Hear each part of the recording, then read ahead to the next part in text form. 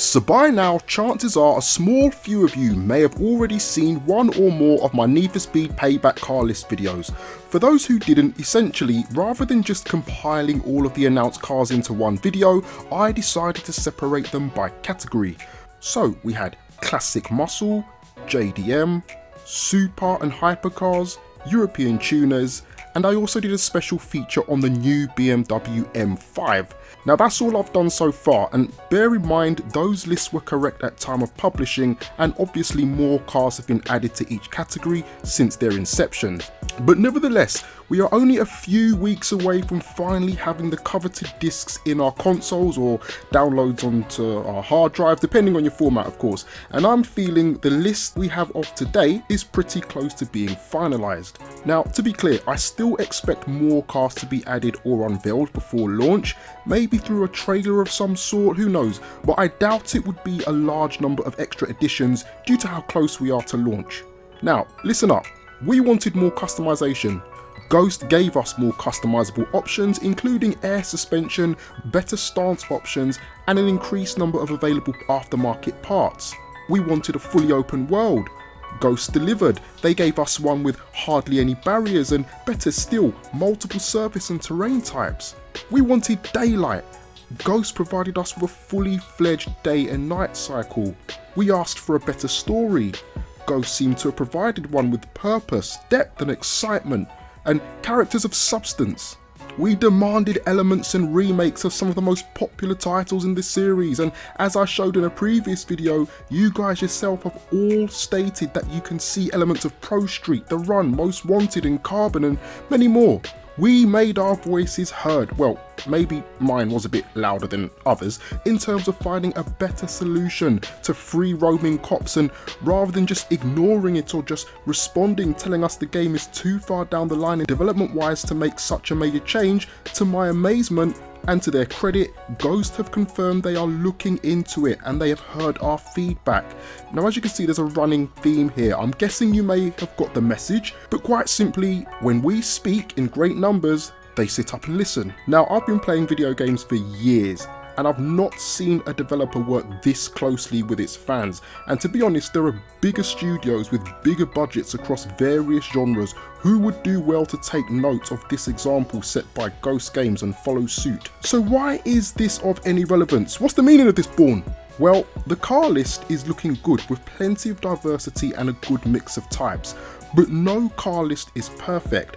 There will always be noticeable absentees, some due to legal reasons, some due to lack of popularity. Now, bearing in mind we, the Need for Speed community, are in a very fortunate position to have a development team who are open to ideas and suggestions from the fans, I want to further blur the lines between developers and communities. I want to make a petition. I want to compile a comprehensive list of cars that every single person who has an interest in Need for Speed Payback would like to see added that has not yet been confirmed. I want us to work together as a community to create suggestions and have them all unified in one neat place, making it easier for Ghost to access. This list will act as a reference point, better yet, a comprehensive guide for them to get a clear understanding and insight into your requests. Now, to set expectations accordingly, there is the potential for them to straight up ignore this car petition list. I mean, after all, I'm just Bourne. I'm not affiliated to them in any way. But as I mentioned earlier, thus far they have shown to be a team who listen, so I figured there's no harm in trying, right? I mean, what have we got to lose? So, to lead by example, I'll start things off with my choice. A car which may be unfamiliar to some people and will certainly not go down in many people's top 5. But that doesn't matter to me. It doesn't bother me in the slightest, because I love hatchbacks and I love JDM. When both worlds collide, you get this: the Honda CRX. The Honda CRX originally launched as the Honda Ballade Sports CRX in Japan. It's a front-wheel drive sports compact car manufactured by Honda between 1983 and 1991. It was replaced by the Honda CRX de la Sol for the 1992 model year. Now, although there are many supposed definitions for the acronym CRX, the most widely accepted are Civic Rallycross. I mean, look at it! it looks different, it looks striking, it looks bold, it looks purposeful, and that's the reason why I like the CRX. Whenever I look at a car, the first thing I think about is it a break from tradition? Is it a break from the norm? And to be quite frank, aesthetically, for me, the CRX was ahead of its time. Now, like the Civic, due to the wide availability of parts, the CRX is popular for motorsport usage. Here in the United Kingdom, there was a one-make series dedicated to the Series 2 of the CRX, which soldiered on for a few years after the Series 3 was introduced and was popular for showroom stock racing series. Today, the car is popular for use in drag, autocross and road racing events. Performance-wise, this thing is fantastic. We're talking about a 1.6 litre VTEC, the world-famous Honda technology engine, chucking out about 150 brake horsepower from that inline 4. Now, in terms of awards, the CRX actually picked a few up. It was Motor Trends magazine's Import Car of the Year in 1984. The CRX was Motor Trend's Import Car for the year of 1990. It also made Car and Driver magazine's 10 Best list for 1985. The redesigned CRX was on Car and Driver's 10 Best list for 1988, and the same car was named one of Road and Track's 10 Best Cars of all time. Those are all different magazine publications. So there you go. That's my choice. So guys, geeks, fellas, ladies, and mixtures of both, a couple of things to note. It will be well worth you checking out the current car list thus far, so to avoid you posting cars that have already been confirmed. Also, just to remind you, there will be no involvement from Toyota this year, and I may be wrong on this, but I also believe Ferrari are not making an appearance either, so there will be absolutely no point putting or jotting any cars down from those manufacturers in the comments. Finally, let's be realistic here for a second. There is no way Ghost will add every single suggestion. It's just not going to happen.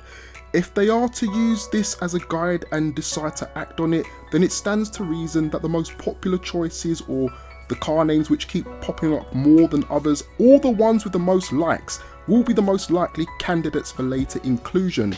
I say later inclusion as it will take them a while to get all the permissions, paperwork and legal bits and pieces sorted out, along with modelling and designing and getting all the physics in place for any additional cars they had not already planned for. So the likelihood would be anything taken from this petition will be added as possible DLC later on down the line. So yeah, that's pretty much it. That just about rounds things off for another video. Once again, thank you so much for coming out and listening to my opinion. This petition is of the utmost importance. I think we can really do some groundbreaking stuff with this. I think we can really make some waves in a positive way. So right now, hit the comment section up, jot down the cars you want to see in Need for Speed Payback, hit the like button to promote this video as much as possible so that it touches as wide a fan base as possible, share it on all your social media platforms, share it with Ghost. Go on, if you've got Twitter, take it to Ghost and share it with them. Send it to Ben, send it to your Aunt Jemima in the old people's home, send it to Mr. Patel who runs the shop down the street with the expired candy. If you're in the UK, take it to the Queen. Go, listen, don't look at me like that, go on. Take yourself down to Buckingham Palace, knock on the door and be like, hey yo, Queen Lizzie, what's really good, son? Your Highness, put your car down on the list and make it work. It doesn't matter, take it to as many people as possible. And let's see if we can continue to influence change in the right way. As always, if it's your first time around here, I wish you a Bourne welcome. More Need for Speed Payback content on the way, of course. So make sure you swing the damn hell out of the notification bell so you know exactly when it drops. And in the meantime, I'll see you when the next video comes out. Take it easy. Peace.